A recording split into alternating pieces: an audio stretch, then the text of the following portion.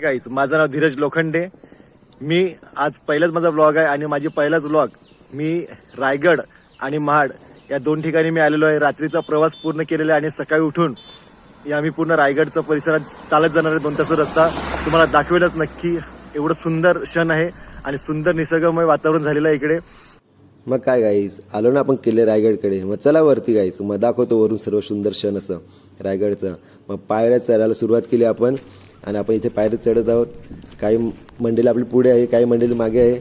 मग आपले जे वयस्कर मंडळी त्यांना आपण सोबत घेऊन जात आहेत आणि वरून असं सुंदर क्षण नजारा बघण्यासारखा मनाला भावेल असं.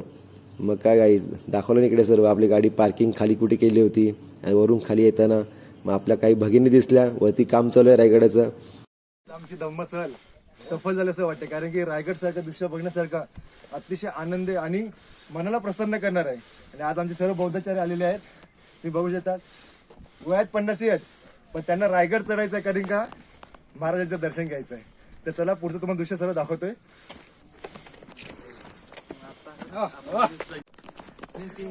आणि असं सुंदर क्षण असं आम्ही आजमावतोय. खरंच रायगडला येऊन मन प्रसन्न झालं. पहिलीच व्हिडिओ आणि ते पण रायगड पासून सुरुवात करतोय. रायगड आणि महाड. अरे दोनच राजे इथे गाजले, दोनच राजे इथे गाजले कोकण पुण्यभूमीवर. दोनच राजे इथे गाजले कोकण पुण्यभूमीवर. एक त्या रायगडावर, एक चौदार तळ्यावर. मग रस्त्यात आले गाडव बघू शकता तुम्ही. त्यांच्या पाठीवरती दगड, सिमेंट, रेतू सर्व चालू आहे, कारण की वरती पायऱ्यांचं काम सुद्धा चालू आहे. त्यामुळे ते लोक सर्व घेऊन जातात पाठीवरती. नंतर ते सोडल्यानंतर उतरत खाली येत आहेत.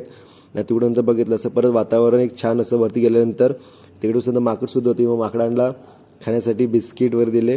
नंतर आमची एक भगिनी भेटली, तिने आम्हाला मग छास प्यायला दिलं. छास पण एवढं थंड वाटलं. तिकडे थोडा ब्रेक घेतला. मग परत सीड्या चढायला चालू केलं. परत आम्ही बरेचशा सीड्या आम्ही चढत आलेलो वरती. मग यात आईला सांगितलं थोडी आम्हाला रायगडविषयी माहिती दे. मग तिने आम्हाला माहिती दिली की आता आपण 1575 सीड्या चढून आलो आहोत आणि हा महादरवाजामध्ये आपण पोहोचलेलो आहोत. मग तिकडून महादरवाजानं पोहोचून आम्ही आता मध्ये एंट्री करत आहोत. मग फायनली आपण वरती पोहोचलो आणि प्रथमतः पहिला महाराजाला वंदन केलं. खरंच मी भाग्यवान आहे की या महाराजांच्या मातीत व बाबासाहेबांच्या जातीत मला जन्म भेटला. आणि मग तिकडून निघालो. हा त्याकालचा पूर्ण तुम्ही बाजार बघू शकतात. असा बाजार भरायचा या ठिकाणी.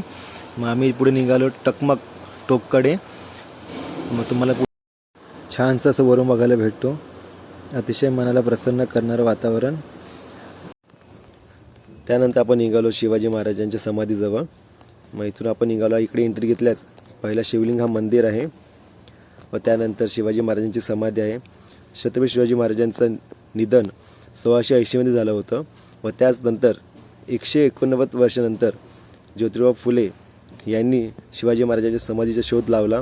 ही समाधी पूर्ण झाडाझुडपांमध्ये पूर्ण लपलेली होती.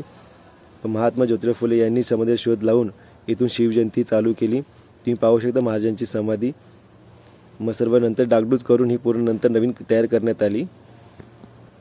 मग आपण आलो इकडे महाराजांच्या राज्याभिषेक ठिकाणाजवळ. तुम्ही पाहू शकता महाराजांचा इथे राज्याभिषेक झाला होता आणि हा सुंदर असा क्षण म्हणजे महाराजांची मूर्ती तुम्ही बघू शकता किती सुंदर दिसते असं.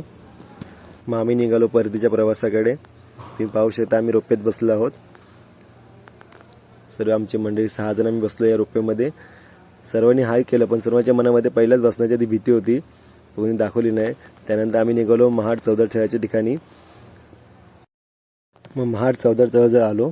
महाड सत्याग्रह किंवा चौदार तळे सत्याग्रह ही अस्पृश्यांना सार्वजनिक ठिकाणी पाणी वापरण्यासाठी परवानगी देण्यासाठी 20 मार्च 1927 रोजी केलेला सत्याग्रह होता आणि बाबासाहेबांनी हा अधिकार आम्हाला मिळवून दिला. तुम्ही पाहू शकता 1-1.5 तासानंतर आम्ही इथे पोहोचलो. बाबासाहेबांना केलं वंदन. मग तिकडून खाली निघालो पाण्याजवळ. तुम्ही पाहू शकता चौदार तळ्याचं पाणी. वरून हेलिकॉप्टरने फुलं टाकली होती म्हणून हा पाणी असं झालं होतं. मग केलं पाण्याला स्पर्श. मग तिकडून आपण निघालो घरी जाण्यासाठी. मग गाडीत बसलो आणि मग धीरज लोखंडे असेल आणि मजा होणार असं नाही. मग हातात घेतला माईक. मग आपली गाणी गेली चालू. मग रात्र झाली. मग आम्ही जेवणासाठी उतरलो हॉटेलमध्ये. मग बिर्याणी घेतली. बिर्याणी खाली आम्ही सर्वांनी. मग तिकडून घरी जाण्यासाठी निघालो. मग सर्वांना बाय बाय केलं. चला गुरुजी बाय बाय बाय बाय. जय भीम गुरुजी. चला बाय बाय. मग निघालो घरीच, गाडी लावली.